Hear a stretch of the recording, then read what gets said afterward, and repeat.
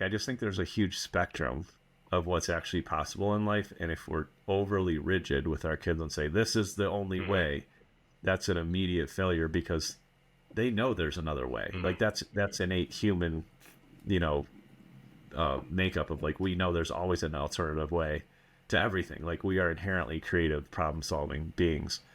And so, yeah, like I think for me, like taking the time to really explain things, being the first to expose them to things, talking about choosing to expose him to things that I know that he's personally ready for, that but maybe another 12-year-old isn't ready for, like really getting in touch with where he's at.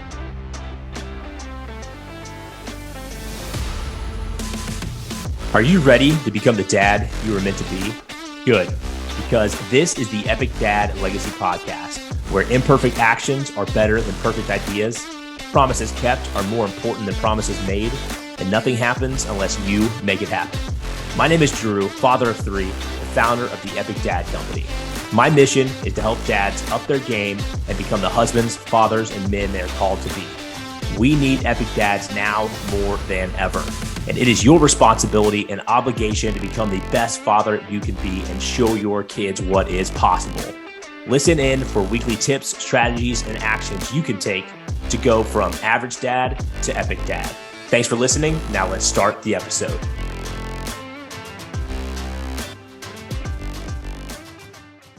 What is up, guys? Welcome back to the Epic Dad Legacy Podcast. This is your host, Drew Campier, the founder of the Epic Dad Company. Hey, thank you for being here. If you are new to the show, my mission with this podcast and with the company is to help you level up, to help dads level up and become the husbands, fathers, and men they're called to be, because our culture desperately needs you to step into your role as a father and a leader. And guys, we have got a great episode for you today. Today, I sit down with my good friend, Gabe Arnold. Now, Gabe is a husband. He's a father. He is the owner of the marketing agency Business Marketing Engine. And Gabe is a great friend. I first met Gabe at a marketing event a few years back now. And after sharing a cold plunge, a hot tub session, and some deep conversations, I knew that Gabe was my type of guy. And Gabe and I don't connect on a daily basis or heck, even a monthly basis. But every time we sit down and have a discussion, it is raw, it is authentic, and it is great conversation. And it is the type of conversation that I think is valuable for everyone to hear. And so we're bringing Gabe back for episode number 2 on the Epic Dad Legacy podcast. And on this episode, Gabe and I connect on what it means to be a father, how both of our lives have changed since becoming one, and the many lessons that we are not only learning, but also trying to teach along the way. All right, guys, sit down, and I hope you enjoy this episode with Gabe Arnold. Arnold, welcome back. Man, like I'm so glad to be here, man. It's been so fun to watch your journey, and congrats on crossing 100 episodes. That's huge. I remember when I did that on my show. And I just think you're a genuinely good human, man. That's why I'm on the show again. Dude, I appreciate it, man. It's well, we were just looking right before this. Gabe was like, "I've been on this show before, right?" And I was like, "Yeah, man." It was almost 2 years ago, almost like to the day. It was well, not to the day. I don't even remember. We're in February, but April of 22, you were on the show, episode 13, if you believe that. And it's just crazy, man. It's been really fun to watch like your journey. As a business owner, entrepreneur, but then also your journey just as a family man and a father too. So I know that's what we're going to get into today, man, but wanted to have you back on. It's always fun to have just a genuine conversation with you. Yeah, it's the first time we met in Montana. I was like, man, I think Drew's going to do something with his business, and I love what you're about, man. That we need more good fathers in society, not only for our own kids, but for the other kids that we get to influence too. Absolutely, man. Absolutely. Well, for folks that haven't listened to episode 13 of the show, which I was probably terrible on that one. Hopefully this is better on my end. But yeah, give folks just an intro of kind of like, who you are, where you come from, what you're up to. Yeah, so I am a husband and father and entrepreneur, and I started my entrepreneurial journey when I was like a young teenager because I have 5 younger brothers, an older sister. We grew up super poor. My parents, for various reasons and for like various seasons, weren't super present.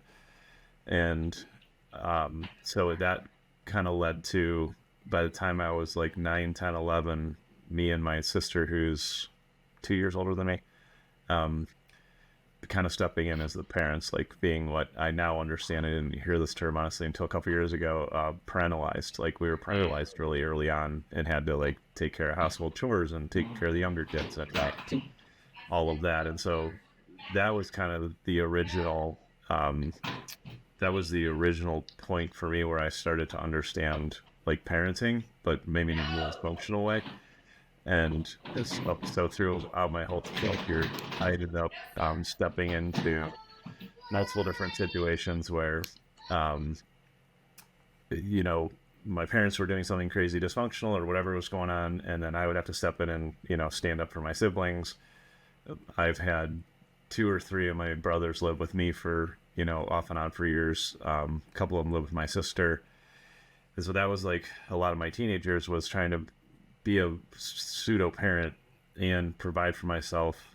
So I ended up starting like working, doing side jobs, doing construction. And fortunately, even though my parents were on their own journey, my grandfather stepped in really young and basically was my father figure from early on. And so he was born in the 30s.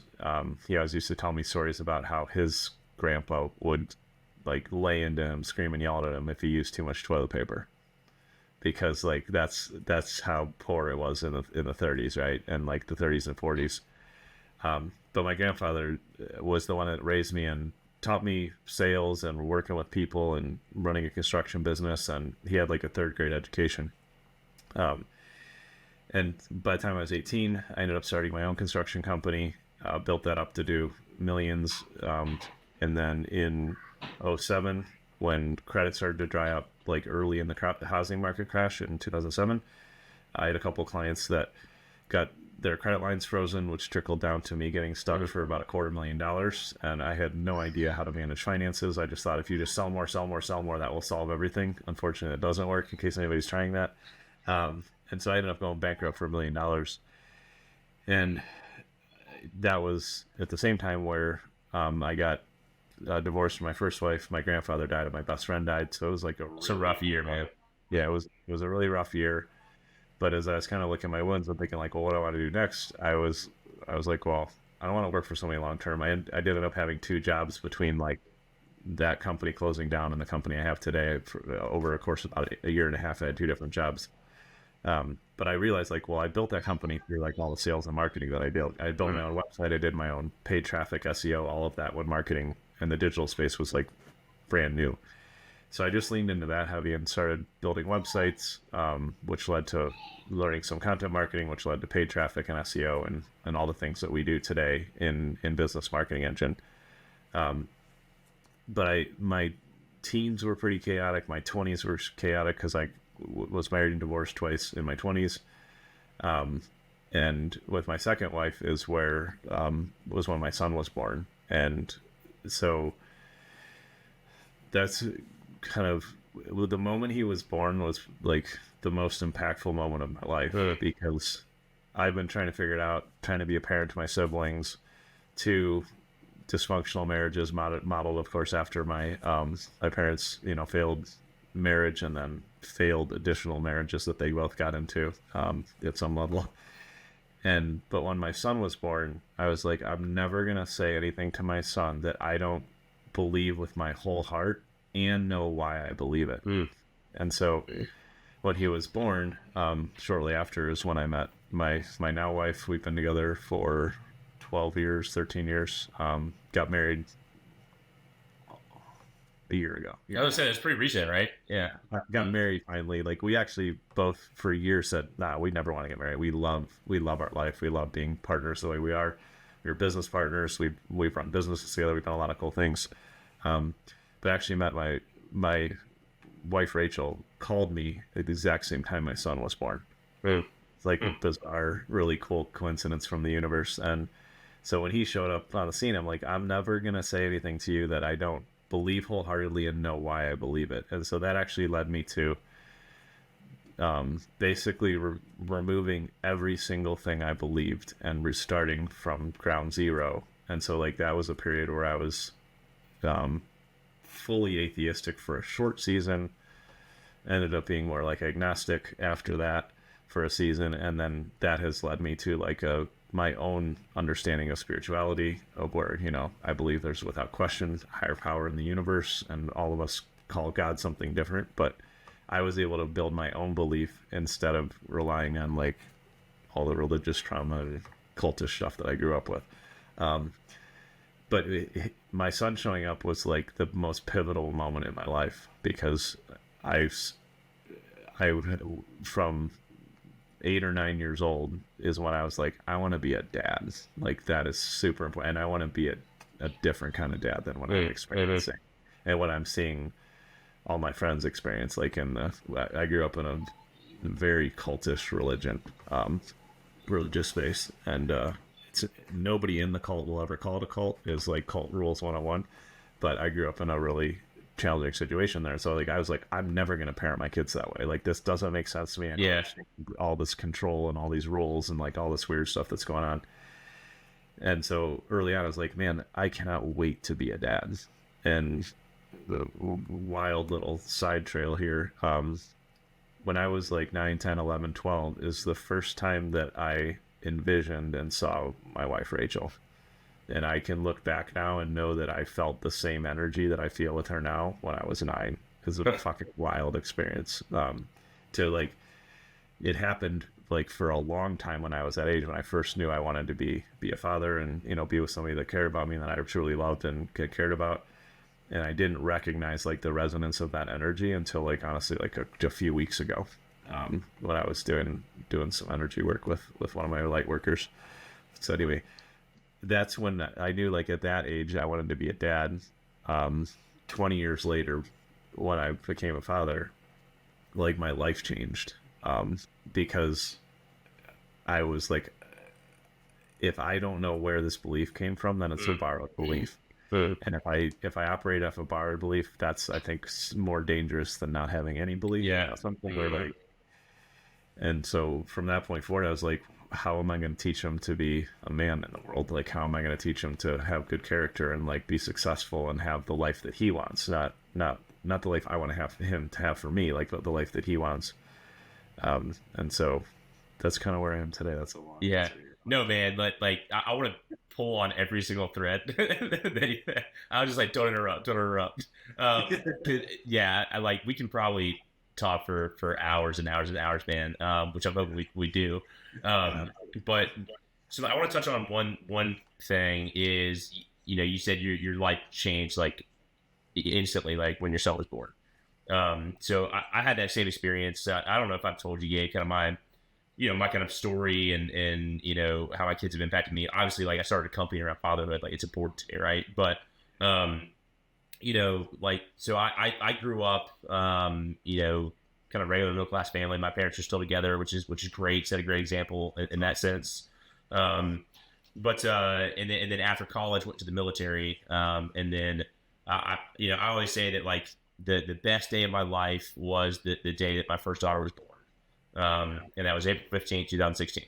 But I said, but to really like tell that story of like why it was the best day of my life, like, I got to go back like to Afghanistan. And that's kind of like where my, you know, hero's journey, so to speak, like started, right? And kind of like in the darkness there. And it wasn't really like any specific moment in time. I can point to one day and one event that was, you know, pretty shitty. That kind of like led to the rest of that deployment of being shitty.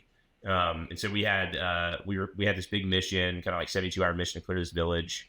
You know, it's supposed to be like full of Taliban. And we went in there and everyone was gone. It was like basically deserted. Like, they knew we were coming. But because they knew we were coming, they laid, you know, mines everywhere, in anticipation for us being there. And we had one of our PLs, our platoon leaders, I won't go into all the details, but he ended up stepping on one, lost his leg. And there's this picture of me. I don't even remember who took the picture, but it's this picture of me like sitting up against this kind of like mud wall.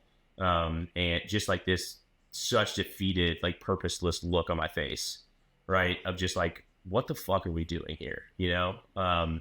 And it was almost like a loss of like hope, to be honest with you, because it's like, well, you know, there's freaking mines in the ground everywhere. You know, and like what are we fighting for, right? Like, what is this all for? And I remember from that moment, the deployment kind of went downhill, and not in the sense of like we lost more guys, but just in the sense of like nobody gave a fuck anymore, you know? And so like we'd be out sweeping for mines, the minesweeper would go off, and I was a team leader at the time, so I was out front leading the patrol. And one moment I will say, like I'll never forget, and like just so regret it, was our minesweeper went off, and the ground was just littered with metal, just trash, right? And so the minesweeper's going off every 10 feet, you know. And we had to walk like in a straight line, like you couldn't step off the path, and you know, just like you forget your freaking leg blown off. And I'll forget it. And the minesweeper went off, and I was just so pissed and like over it that I just went up there and just like stomped the ground, right, without us like doing any type of, you know, excavation of like, is this a mine? I was like, fuck this, you know. I was like, bam. I was like, if I blow up, you know. And just like got to that like such low point, right, where it was just like no purpose.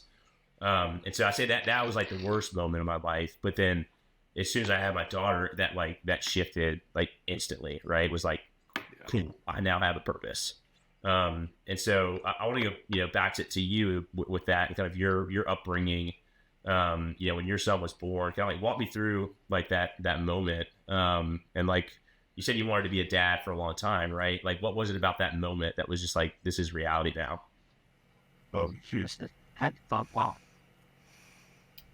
Yeah, I think like, so when his mom was pregnant, like early on, as soon as I found out she was pregnant, I was living in Chicago. I lived there for almost 5 years, because after I lost my company, like there was people threatening to kill me, and I decided if I could live somewhere else for a while. I dodged some bullets. Is your name really Gabe? But yeah, so I was in Chicago, built a business there, went through some rough patches with that business, with somebody, but I was also building the business I have today at the same time.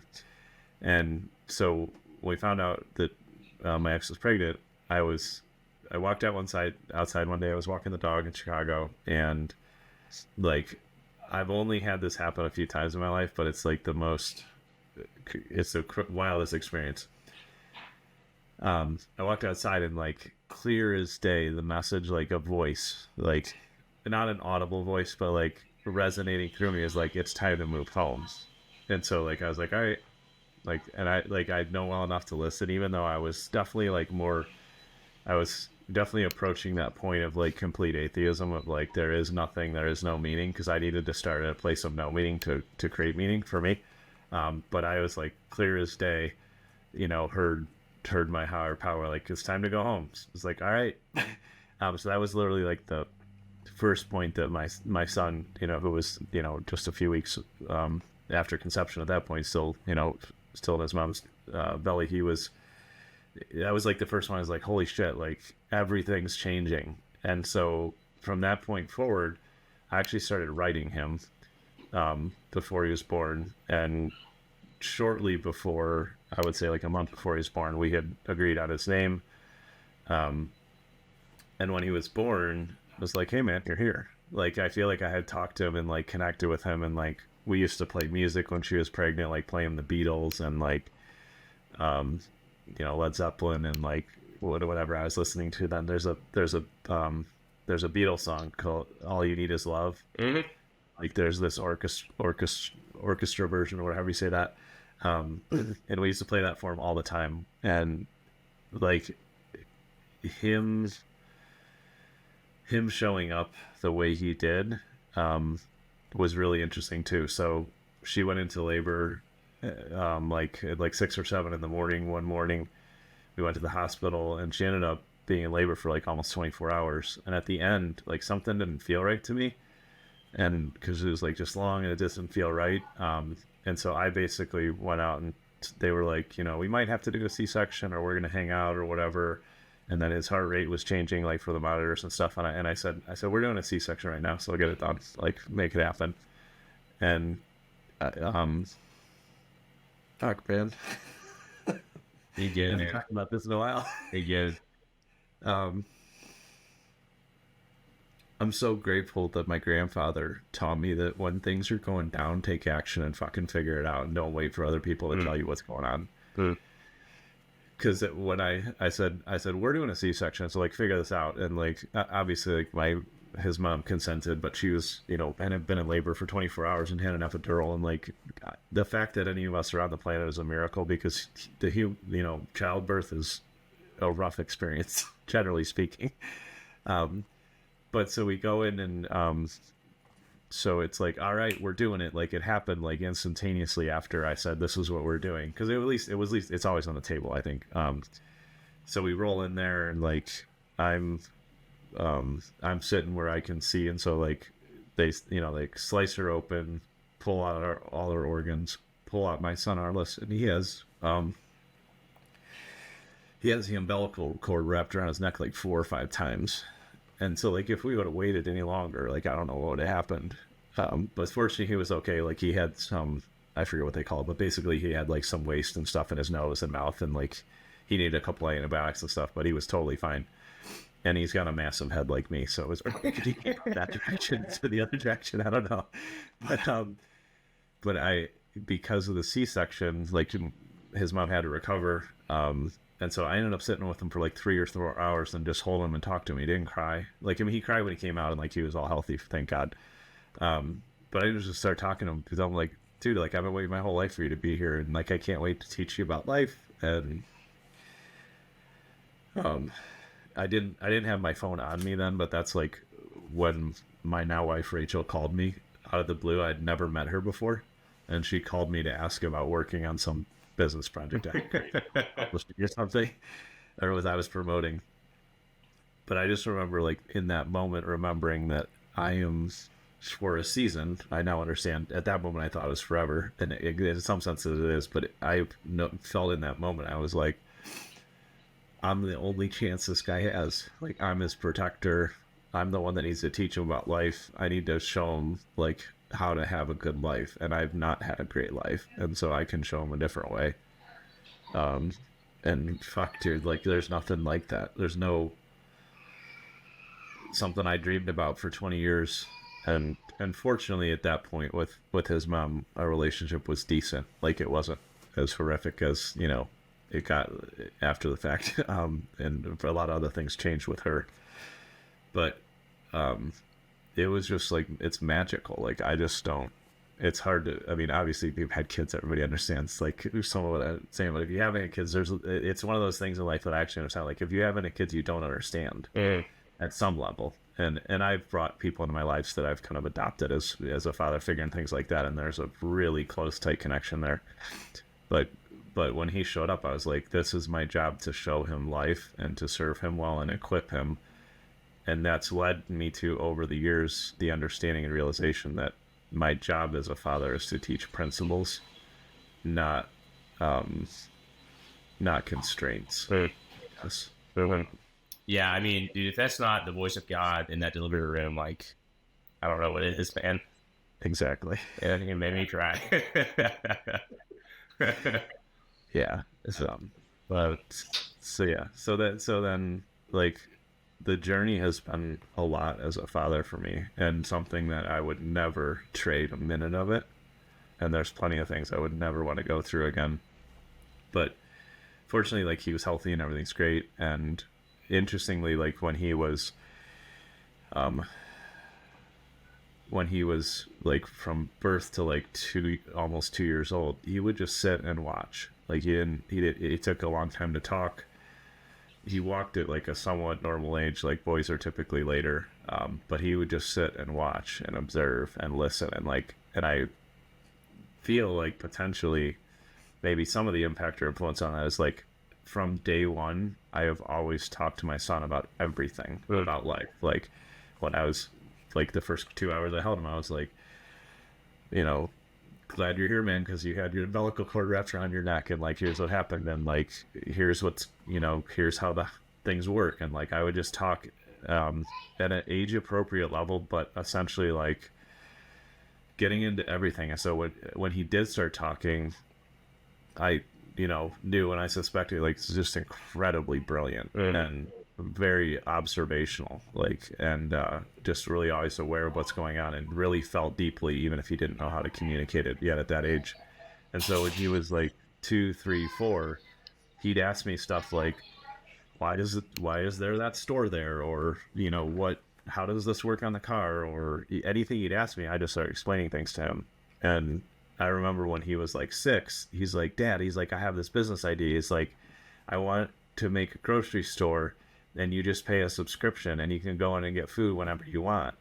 And then it's like, you don't have to check out or wait, and like, it'll be convenient. He's like, it'll be really valuable for everybody. And like, he came up with kind of like the Amazon grocery stores or some of the Trader Joe's. You just walk in, walk out, and you get your card charged, or like, but he had like figured out a subscription business model, and I'd never explained subscription business models.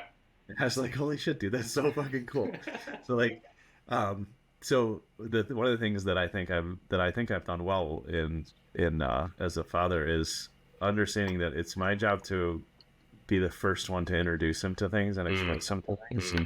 So as he got older, that was things like he wanted to listen to rap. I'm like, all right, like, and he was like 7, maybe 8, and he wanted to listen to Lil Wayne and Eminem, and I'm like, because like you and my wife get along well. So we're bumping that with the 5-year-old in the car, Exactly. So at first I would play him clean versions, like when he was a little younger, because like I don't. But then by the time like I said, so like I said, I said like they say fuck, shit, and then all this other stuff, and they describe things because that's part of the art form. I said, here's the deal, like, I'm happy to introduce this to you, and if for any reason you ever swear at school, like, you can't listen to rap for a long time, man, like, then you're in trouble. So you're free to experience what you want in life, but that doesn't mean that you need to regurgitate that stuff. And everybody has their own comfort level, and and I also said, like, a couple of years later when he was older, I said, you're free to swear on me, but you don't ever swear in front of Rachel, your stepmom, and like, you don't swear at school, and you don't swear around your nieces and nephews and cousins, because like, you're an example of them. But I said, around me, like, that's fine. Like, and so a lot of what I try to do in my role in his life is, like I said, expose him to things with education and direction, and explain to him, like, this part of life happens here, or it's appropriate to do this in this situation, but not over here, instead of trying to dictate absolutes to him, because I don't think there's hardly any absolutes in life, not as many as people want to make it out to be. That's really from day one how I started, and it's helped me like think through what I believe. And like, there's plenty of times when I've told him, and we've had this conversation many times over the years. So I'm like, I don't know what's out there. I'm not 100% confident if there's God or not God. I said, all I know is that it's arrogant for me to think that I know everything about it. And so like, being able just to share like honestly about what I know and don't know, and teach him principles has probably been, I would say, something that I'm proud of. Yeah, I think one of the biggest things that we can do for our kids is to equip them with the value of discernment, I think, and the ability for them to make their own informed decisions. And that's something we're huge on too, like in our house. And part of it was like my upbringing too, right? Of like, and just kind of like speaking about the religious sense was, go to church every day, you believe what you believe because they tell you to believe it, right? But it's very surface level, and it hardly anyone takes the time to go through that process of, like you said, kind of breaking down foundationally what you believe and then building that back up. I feel like I'm kind of going through a similar process right now. I'm sure we talk about and dive into it a little bit. But when it comes to your kids, though, I think it's so important to do that, right? And I think it's so important to get out in front of a lot of those conversations, because they're going to get exposed to it, right? Like, it's life, that like there's shit out there, like they're going to get exposed to it. And so to have like a real honest conversation with them where you can kind of frame that narrative about what is true and what do we value in our family, is a lot better than then getting that influence from culture, from media, from anywhere else, right? And so like we've had discussions around that too. Like, they're like, hey, why do people smoke cigarettes? And I could be like, oh, they're really bad for you, you shouldn't do that. It's like, no, like, people smoke them because they're stressed out, and then it makes them feel better. Like, that's why they smoke them, like, and that's a positive, but there's also a lot of negatives with it, right? And like, when you're before you're 18, you ain't smoking, but like, when you're out of the house, you can do what you want to, right? But I want you to have like be able to make your own informed decision off of that. Yeah. And the kind of breaking the belief system too was huge for me. I think we met like right at the height of it in Montana with the stupid, and I might get kicked off the internet. I don't care.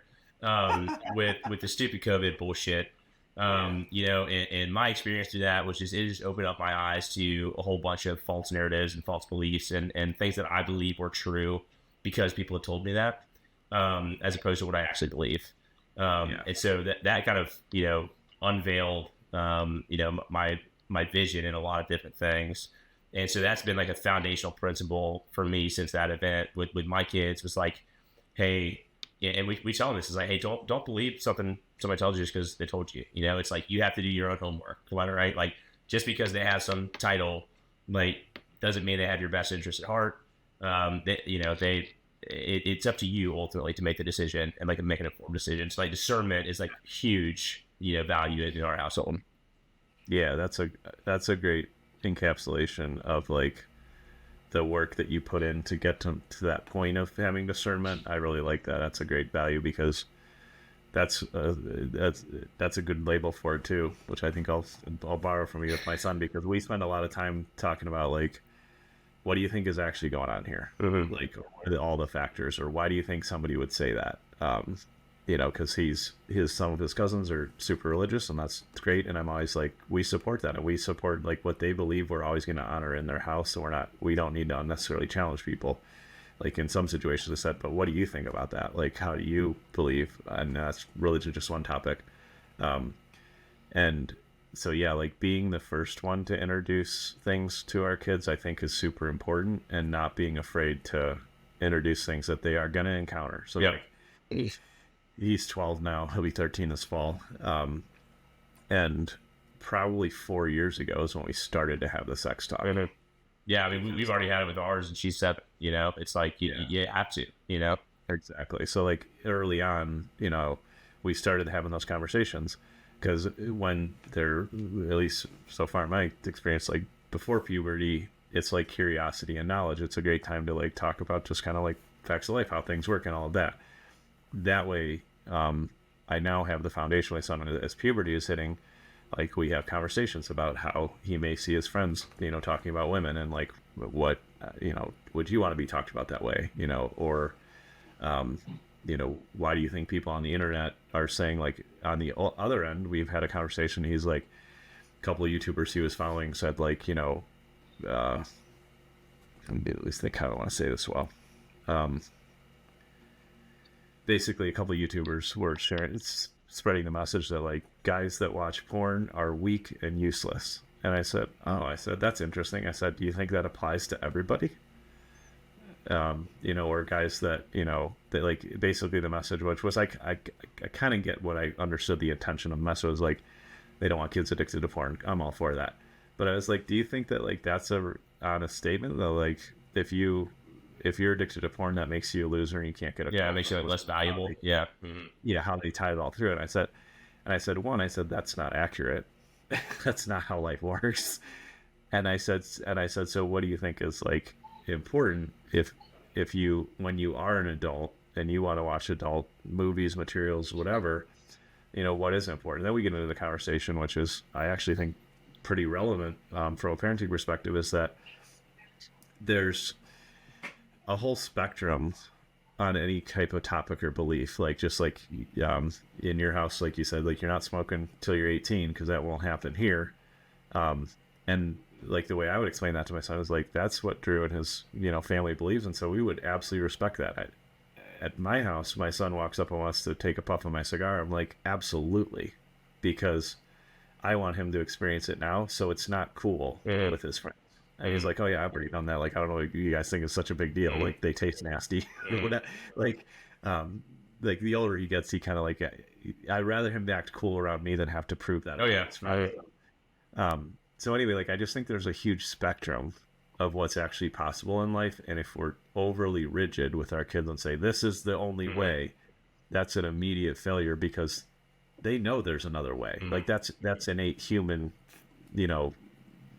makeup of like we know there's always an alternative way to everything. Like we are inherently creative, problem-solving beings, and so yeah, like I think for me, like taking the time to really explain things, being the first to expose them to things, talking about choosing to expose him to things that I know that he's personally ready for, that but maybe another 12-year-old isn't ready for, like really getting in touch with where he's at, and then talk to me about like how do you feel. Like a different example, he asked me last week, he's like, can I watch Stranger Things?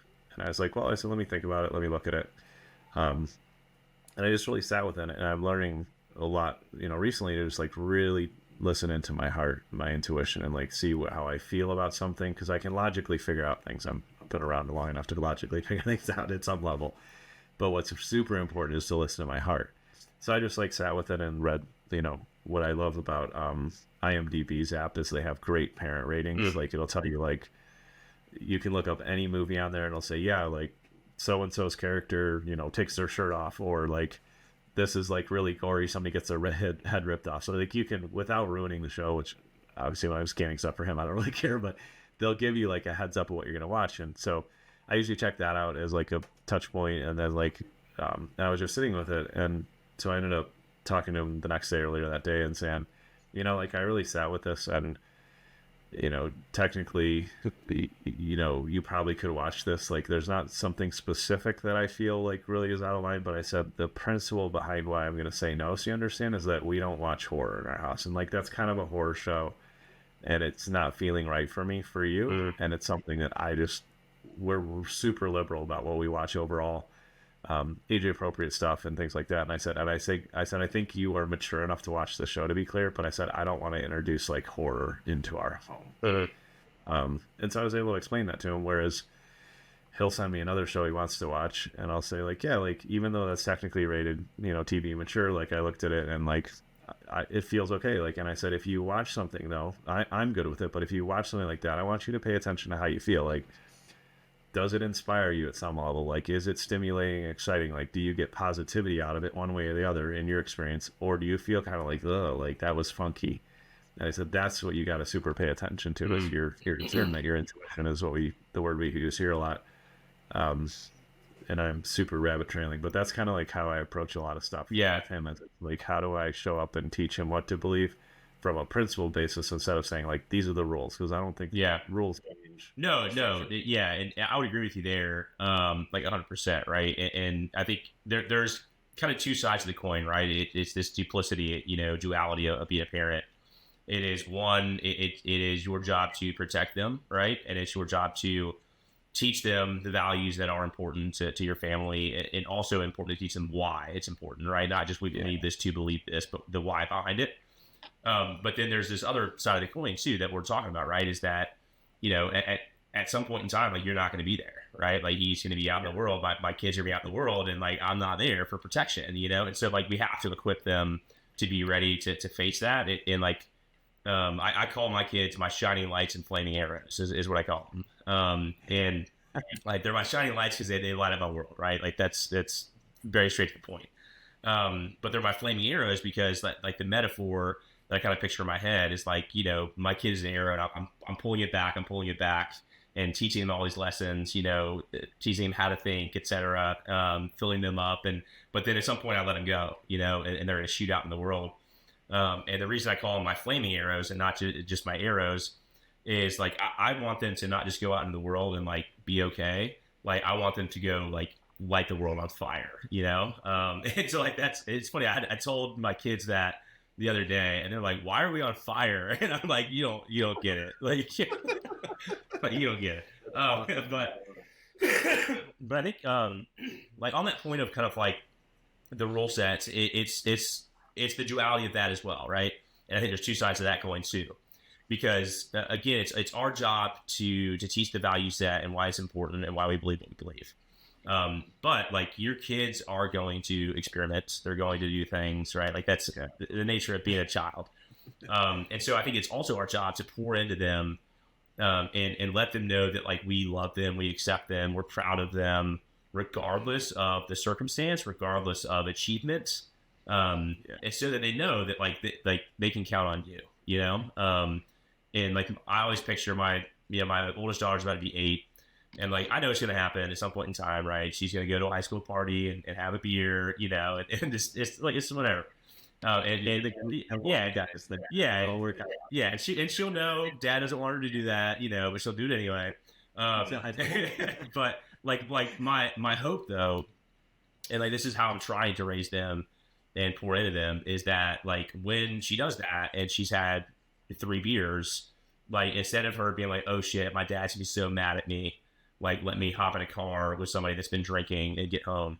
Like, no, like, I want you to pick up the phone and call me, you know? Yeah. So, yeah. No, I know. It should Make me emotional here. Oh, I get it, man. It's like, it takes a lot of like being present for yourself and being aware of where your kid's at and like checking in with them in the way that they need it, which is always the hard kind of thing to discern sometimes in the moment, is like, how do they need you to show up, not how do you want to show up for them, especially the older that my son's gotten. And I'm super grateful because like, we've gone through some pretty rough spots. He unfortunately experienced some really traumatic abuse with his mom before we went to court, and he lives with me full time now. But we've been through some really rough stuff on that side. We've been through a lot of rough like trauma responses and PTSD and stuff that he's been through. And so there's just been some really fucking tough points. But what I'm super grateful for is that we've managed to stay connected through that. And like, I've been self-aware enough to change my behavior at the right times, or close enough to the right time, that he'll come up and just ask me things that I know, like, I would have never asked my parents. And I think in a lot of times what I hear from some other parents, like, their kids would never talk about this stuff. So like, you know, when he hit puberty, all the questions around that, you know, he just came and talked to me. He's like, what's going on with my body, Dad? Like, what's on? Like, yeah, like, you're like, it was just like, it wasn't weird. And like, I know that he, like, stuff happens at school or something doesn't make sense to him, I'm one of the first people he comes to and says, I don't think that should be that way, or like, here's what's going on. And so we have a great relationship because I've been able to, not perfectly by any means, but continue to focus on how do I stay connected with him where he's at. Of like, if he's into video games, I like suck at video games, but like, I will sit down and play with him. And like, if he's into something on YouTube, I try to connect on that. Or if like he's reading a book, we'll watch the movies for that. Or like, I just try to follow his interests so that I can just be along for the ride on those things. Because there's still plenty of times like, I got to teach him how to be punctual and on time and like get the shit done that I ask him to do. And like, there's a lot of like that stuff that happens too. And it recently, in like the last couple months, it's been coming up for me a lot that like parenting is perpetual hypocrisy. And the sooner that we can, like, for me, the sooner that I was able to like accept that and acknowledge that and even verbalize that with my son, of like, yeah, like, you want to do that, I do that, and you want to do that, but you can't. Like there's pieces of like being a parent where it's like, you're not ready yet. As much as I want, like, he wants to watch, you know, Stranger Things, I'm like, you're not ready yet. I can watch Stranger Things, I don't, but like, there's things I can do that you can't do yet. And then the guidelines and like structure that he had when he was like younger than 10, all those guidelines are no longer relevant now. And so like, I'm teaching something that's completely temporary, just like, you can't take the car out yet, bud. Like we are, like, I'll take you and we'll go drive in the parking lot because he's almost as tall as me now. He's a big kid.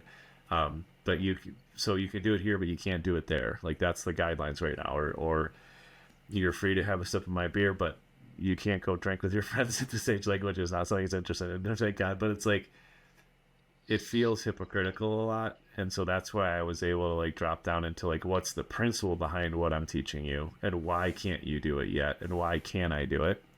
So like, I was, you know, texting and driving the other day, which I don't do a lot, but like, but I explained to him, I said, I want you to understand why I'm doing this. We're on a straight road in the middle of nowhere. There's no traffic, and I've driven 20,000 hours in my life or something like that. I said, so I want to be clear that like, when you're 16, if I see you texting and driving, you're going to be in big trouble. And like, because I don't want you to die, because you don't have the muscle memory to do what I can do in my sleep. I'm self-aware enough to know like when that's safe for me, and I would never do that like downtown Chicago because you get in a wreck if you like glance at your phone. So like I said, so I explained things to him because I said otherwise, or at least I've noticed like otherwise, if I don't explain why and I don't explain the difference of where I'm at in my journey to where he's at, then I just sound like an asshole. Yeah, then it's just you say, then it's do as I say, not as I do. Which is like the worst thing ever for a kid. Exactly, but we do have to do that as parents. We do have to say do this, even though I'm doing something different. So why not break it down and explain it so that he has the principles, the foundation, the understanding, and that will help him think like I think. So that when he is thinking like, well, I had a couple beers, should I drive home? I feel like, I mean, obviously if you're inebriated, it's different, but like I feel like hopefully he'll be able to sit and think like, okay, if I hang out for like an hour, I'm good to go. Or I'm going to call dad, or like, I know this friend's a safe driver. Like, I hope that he can navigate the nuance of life because I have just talked out loud as much as I could while I'm thinking or while I'm doing something. Like, I started teaching him to drive when he was 6, not in the driver's seat, but I said, watch what I'm doing. Yeah. I'm like, so there's three places you look when you're driving. And if I asked him now, he'd be like rear view, side view, and glance back, right?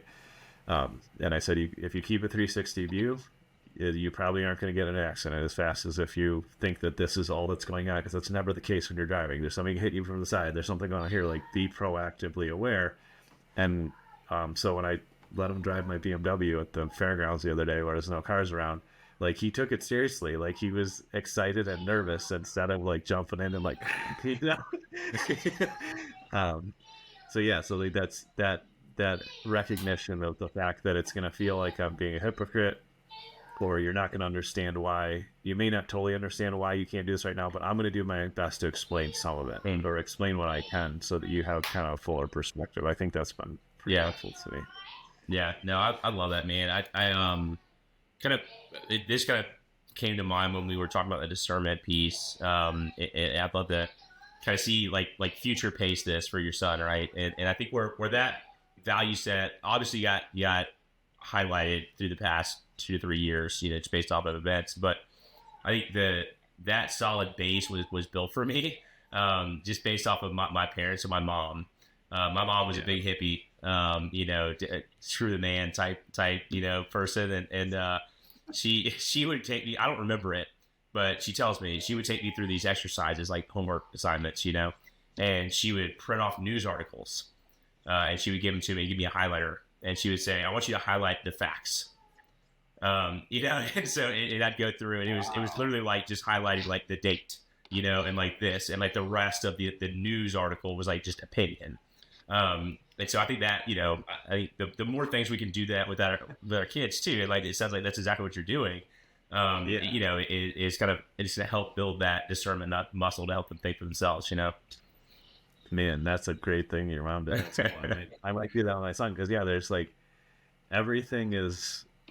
Yeah, it's so easy to get into opinion and emotion and like this is the only way, or like it's so natural as humans. We want to create community and status because that's how we've survived for thousands of years. So it's normal human behavior, but it can quickly slip into like more base behavior of like us versus them and like things that deteriorate. And like being able to discern what's true and real, and also being able to discern what we don't know is equally as powerful as being able to discern the facts. Because like there's some facts that we could probably agree on, and there's other things that like we have no idea.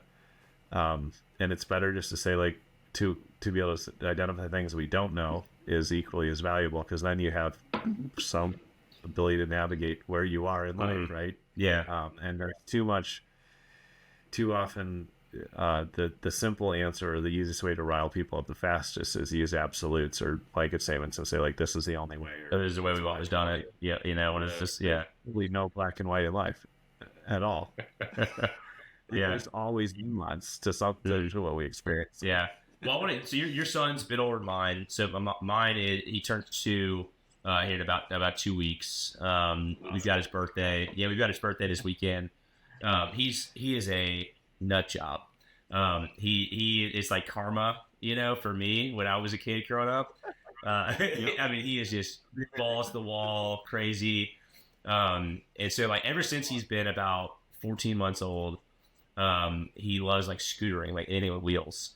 And it was hilarious because like he could barely walk, and he would like get on this little scooter inside our house and just like like just scooter in and like go. Yeah, so he's crazy, and so we're doing we're setting up cone. We like rented this little pavilion. It's got like a little cul-de-sac, and we're set up cones and stuff, for him. And it's like nobody else is gonna have that good of a time, but like he's gonna have the time of his life, just like scootering out there. But like I said, yours is a little older than mine. Like I'm curious as to kind of how you are approaching this thought of like bringing him into manhood, and like the journey from boy to man and what that looks like. Because in my opinion, we've lost a lot of that in Western culture, of kind of having these rites of passages and rituals to kind of build them into manhood. So I'm curious, like, are you doing any of that stuff? What's your view on that? Yeah. Interestingly enough, like within the last 6 months, I've really spent a lot of time thinking about that. Maybe last year, because when my wife and I got married, December 2022, he was like still a foot shorter than me, and like he was still a boy. And in 6 months, he became a man. Like he hit puberty and shifted over, and then by the time he turned 12, like he's a young adult. So it happened pretty fast for him. And so like one of the first things I have started to do is thinking about what are the like core principles that I want him to like know, and for lack of a better term, like memorize, like really embedded who he is. And so I've started to journal out like what did my grandpa teach me, like what are the important things to me, and started to get clear on like defining a tool set, because I've modeled a ton of it for sure. I'm confident that I've done well with that overall, but I want to be able to give him language for what I've taught him, and then be able to apply things more specifically. So I actually, like last fall, was starting to document like what are the things I want to teach him, like what are the values that are important of like hard work and persisting in things, being a protector, protecting people when they need it, learning to protect yourself too, obviously,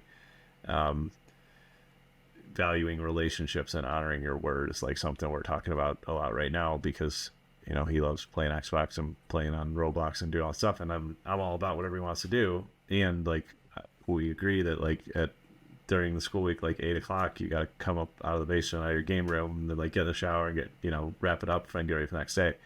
And it's always like 8:05 or 8:15, or then he tries to push it 8:20. And so like we're in this moment in the season where I'm talking him through like this is the target and this is what we agreed on, and 8:00 is late. 7:59 you're good to go, because that's how time works. And like honoring people's time and valuing time is a huge value of our household and a huge part of being successful in life. So he doesn't know this yet, but I'm in this season where I'm spending time like educating, reminding, and saying like, dude, like you're gonna have to deal with this, and at the right time, which will probably happen the next week or two, if he doesn't honor the agreement, then I would say like, hey, well, like it used to be 8:00, it's now 7:00 for the next month, because I clearly communicated, we agreed. And the way real life works is the first infraction at work, you're late, you're not fired. So I'm not, generally speaking, right? So I'm not going to be reactionary in that stuff, but I am going to like coach him, educate him. And then when I do pull the rug out and it's pretty uncomfortable for him for a little bit, then I'm going to remind him and say like, yeah, man, I feel bad about this situation too, but you chose this. And you put yourself in this situation, because I didn't just tell you once. We talked about it for a week or so, and I'm going to be really patient in teaching you things. But then when the time is up, the time is up, meaning like the consequence is going to hit, and you did this to yourself. I'm not doing this because it's like, yes, I'm going to help you walk through this, but you made the mistake of not following through on our agreement, not me. And I reminded you kindly many times, and like in the real world at your job, if you're doing okay in some areas, but you're not hitting other targets, and you start to ignore those things, you may have a little bit of grace, or you may have enough. People typically give you a chance, or maybe not catch it, or whatever it is. But when people do catch it, then the rug gets pulled out and you're done, because you didn't do the thing you knew to do. This wasn't a surprise requirement. It wasn't something we were testing. It wasn't like flippantly changed. You were clearly communicated the standards multiple times, and you chose to put yourself in this position now where like you're going to suffer for a little bit, and that's taking real life natural consequences and teaching him through it.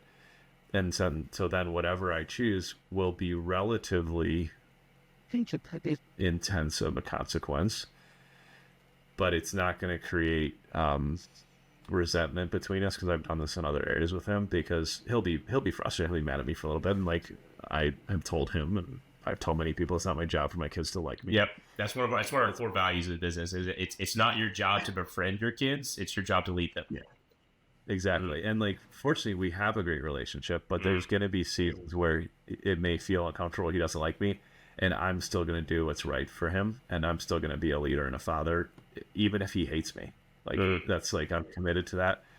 And it shouldn't go there, I think, in the ideal, but like, so I tell him, it's like, it's not my job for you to like me. I've said this to him ways of managing. It's my job to teach you how to be a man and how to be a contributing factor in society, and how, you know, how to be a leader.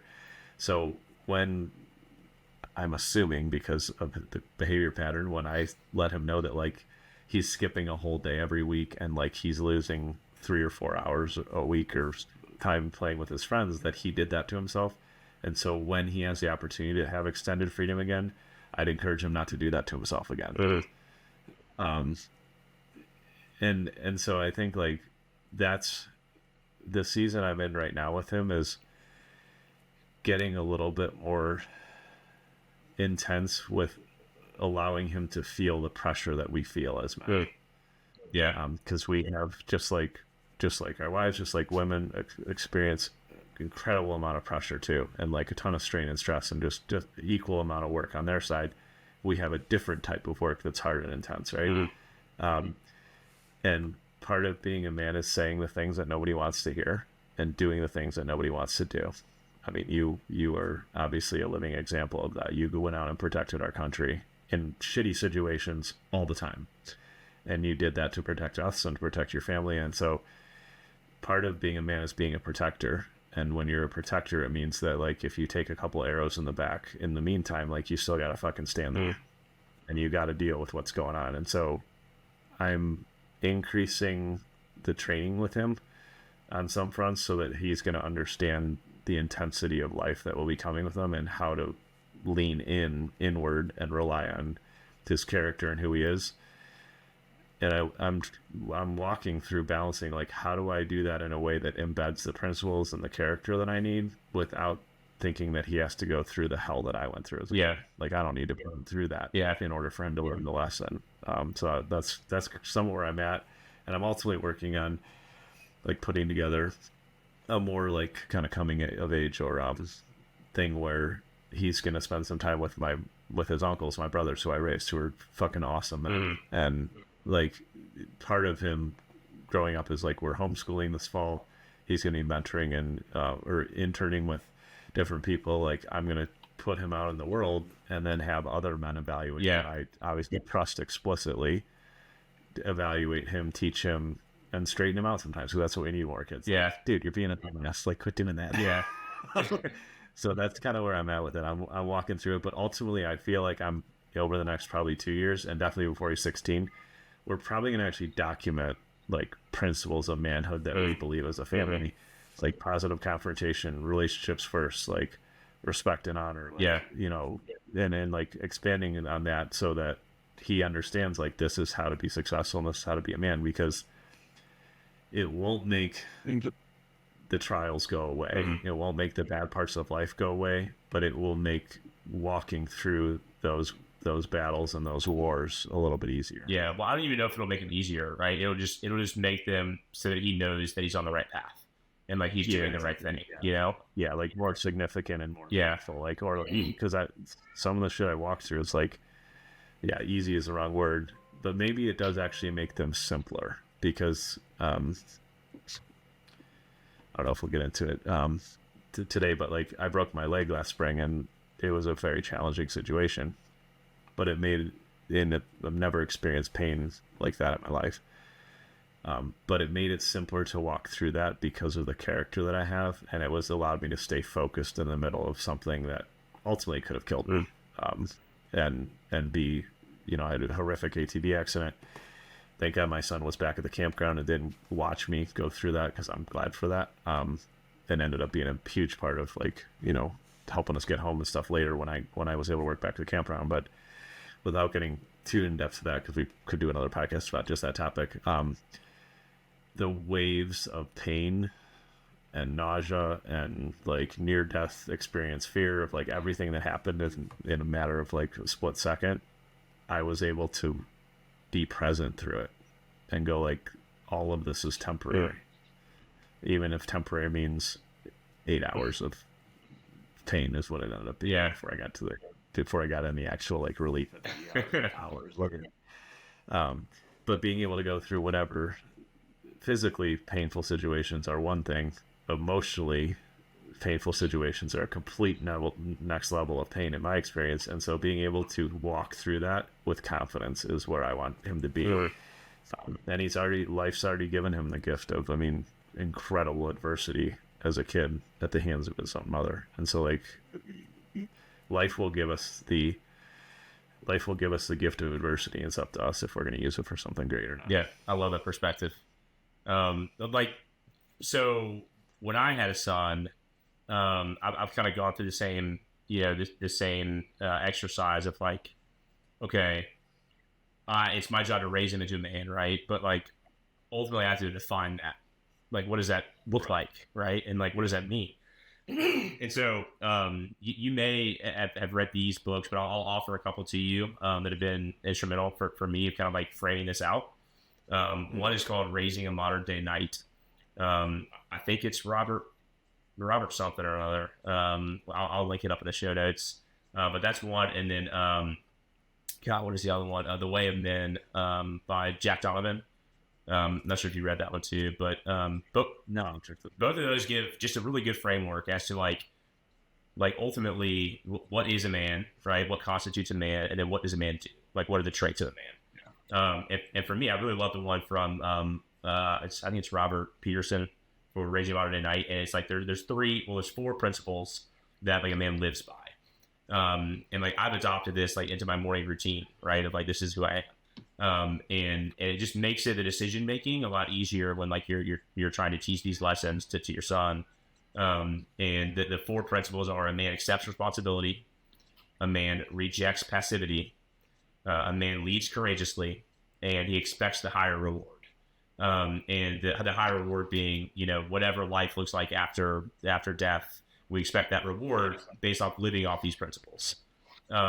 And yeah, it's fantastic, man. And it just simplifies it, right? Because I think at our core, we ultimately, subconsciously understand what a man is and what a man does. But we have to verbalize that and put it into, context for us to be able to understand, to filter our decisions off of. And so it just offers that great framework. And it's one that I've taken, and I've started kind of adding new things to it, and adopting new things. But I think it's just going to help me. And I'm early on the path. My son's 2, right? Right now, I'm just trying to teach him not to throw the fork at the dinner table. But when we go down and have those experiences, it's going to help me frame those conversations about hey, why are we doing this? Because of this, right? Because we are men, and that's what men do. Yeah, I love that, man. That's great. That's super helpful because with my grandfather, he just embedded everything in me behaviorally, just set the example. But I agree, it's so important to have language around what we do and clarity, because it does. I have guiding principles in my business, and it makes it easier to operate. And so I'm actually in the process of solidifying things I've told him for years, and it's been kind of cool in the last. He was totally using it as an excuse, but it still made me proud that he remembered. Last week he was like, well, I didn't do this thing you asked me to do because I needed to honor my word with my friend. And it's oh yeah, they'll throw it back in your face, man. They will. Yeah.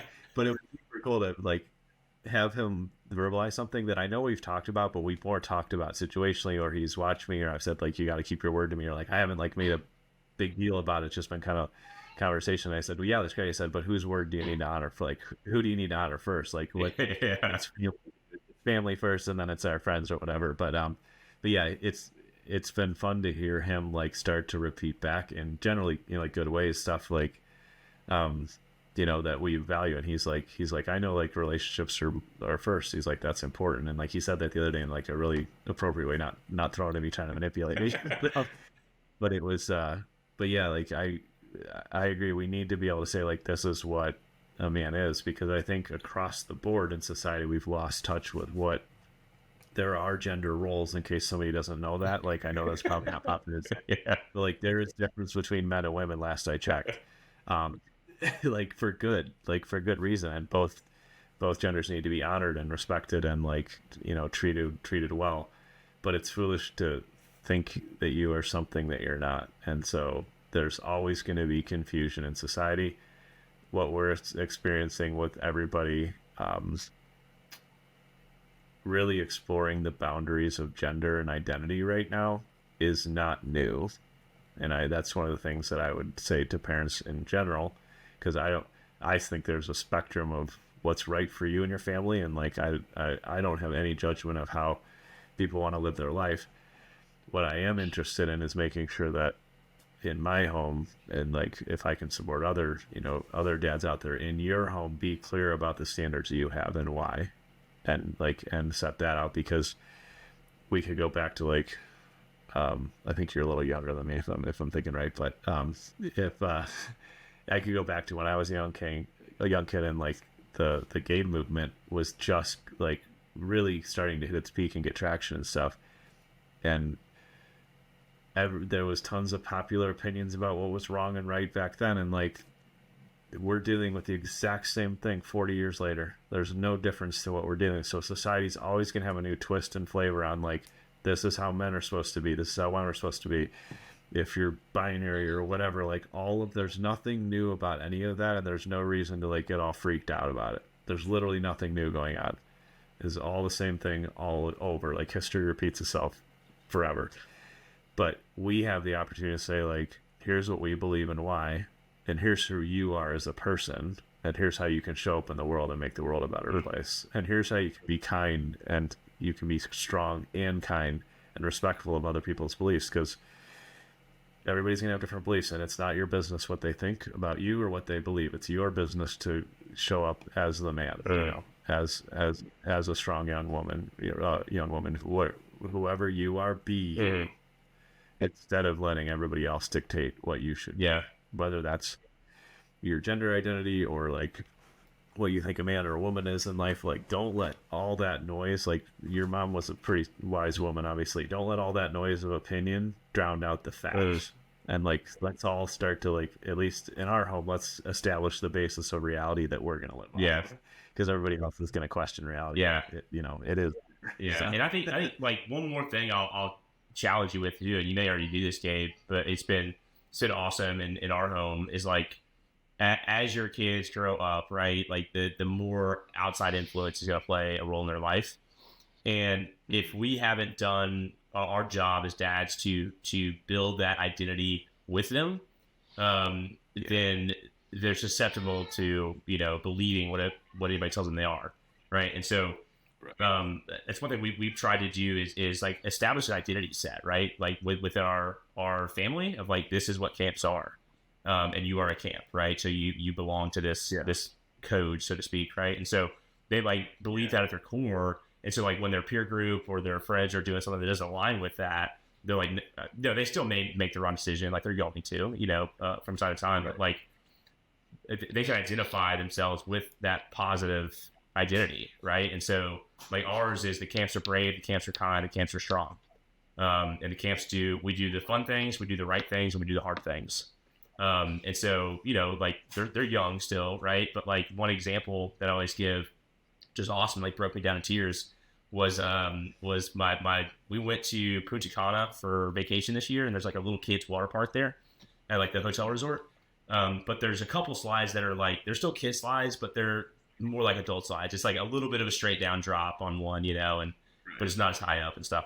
And my oldest daughter was scared to do it. She's like, I don't want to do it, and I was like, hey, that's fine. I was like, you don't have to do it if you don't want to. I was like, but who are you? And she's like, well, I'm a camp. And I was like, okay. And then she like disappeared for like 30 minutes. And then like came back to me. He was like, Daddy, I did it, you know? And she was like, the whole time I was going up the stairs, she was like, the camps are brave, the camps are brave, the camps are brave, you know? And I was like, that's incredible, you know, that she just like identified with that, you know, like, and so I think it's important that we build that in them, but then we also pull out of them experiences where they have shown that attribute, right? So it's like living proof, you know? So now I can go back to the well and like when she's scared or something, I could be like, hey, you're a camp. You went down this freaking slide when you were scared to. Like, you're brave. You've proven that you're brave, you know? So that's something I would say has been super beneficial for our family too. Yeah, that's great advice, man. Because yeah, identity in that sense, like I always, when I'm doing business coaching, I remind people, if you want to shift something, to shift your identity. So like I always use a simple example of like, it's been years now, 6-7 years. I was like, I'm not a person that drinks caffeine. I like cut out all pop and like all coffee and everything. And like now, if I do have a pop or coffee once in a blue moon, it's like a little unusual. One, but I went from like drinking 2 pots of coffee a day to none, because you cannot go against your identity for long. It will cause too much friction. Yeah, there's an imbalance there. So yeah, so I love that you're embedding your values as identity in your kids, because that's it's virtually impossible to remove that. And plus, if it's a good altruistic thing that will help them through life, it'll stick forever. And you're right, like identity is huge. Yeah. In saying like, here's what we believe. Like some of ours are like, we're a family that values travel, because we know experiences, you know, are a huge part of life and growing up and education. And you know, we honor our word. We always say like, we are clear communicators, you know, things like that. And so I appreciate how you're sharing that, because I can actually go back and say like, yeah, we say these things, and it'd be worth like writing them down and like talking about them and reviewing them more, being even more intentional about what we already do kind of naturally. We can bring a lot more clarity to, so that in the moment it can be called out as a tool and not just, which is still good, not just like behaviorally. Yeah, it's so funny, man. Like all these things we do in business, you know, like it's 100% relevant to like how we raise our families too, you know.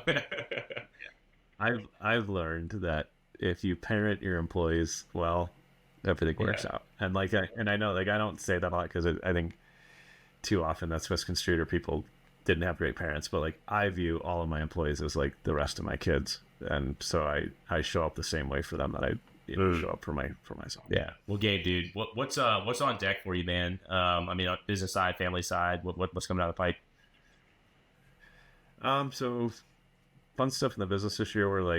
We've been testing and playing in the YouTube space for a while. We're going to go pretty heavy there with some of my brand stuff, so I'm excited to impact some more folks there.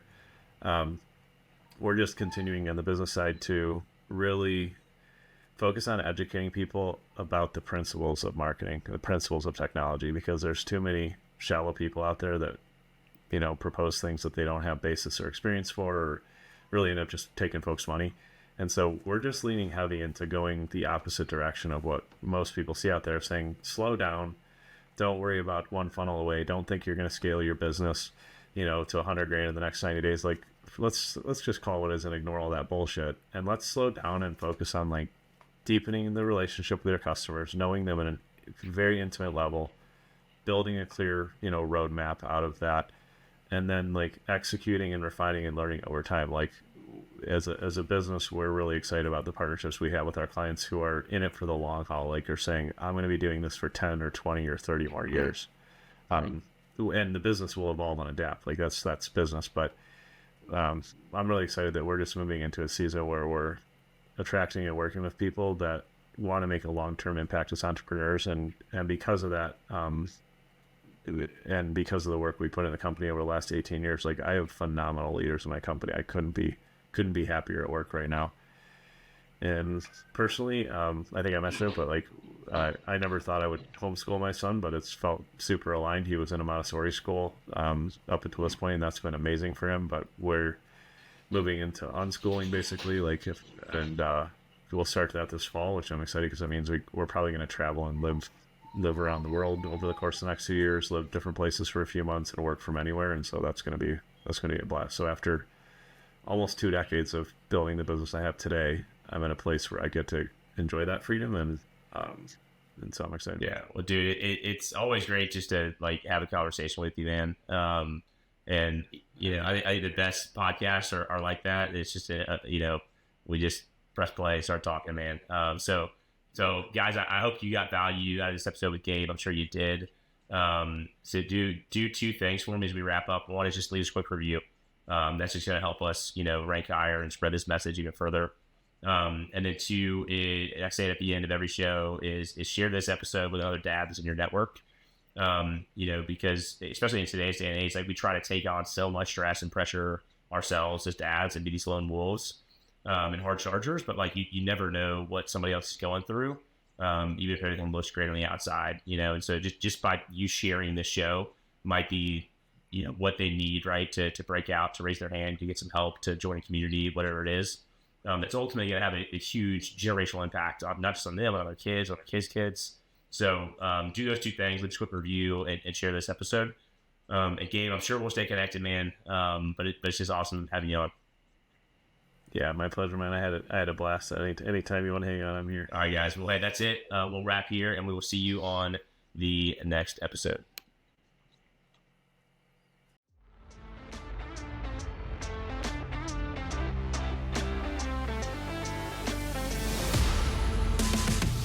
Thank you so much for listening to the show and supporting our mission to change the culture by creating more epic dads. If this message resonates with you and you're ready to start becoming the husband, father, and man that you are called to be, I'd like to invite you to do two things. The first is to join our free online community called the Epic Dad Crew. Inside the crew, you will get access to resources, workout programs, courses, community, everything you need to start leveling up as a dad. We are not meant to be lone wolves. We are meant to be part of a tribe, surrounded by men that will challenge us and hold us accountable to living as our best selves. So hit the link in the description of this episode and join the Epic Dad Crew today. And if you are ready to accelerate your results and create massive change in your life, I'd like to invite you to join our 90-day Epic Dad Accelerator. Our goal with the accelerator is to help you create an unshakable foundation as a husband and a father, build unstoppable discipline and habits, get into incredible shape with a custom workout and nutrition plan, and provide massive accountability to becoming the type of man you want to become. If you are ready to radically change your life as a father in just 90 days, hit the link in the description of the show to learn more and see if the accelerator is a good fit for you. Thanks for listening. Now go be epic.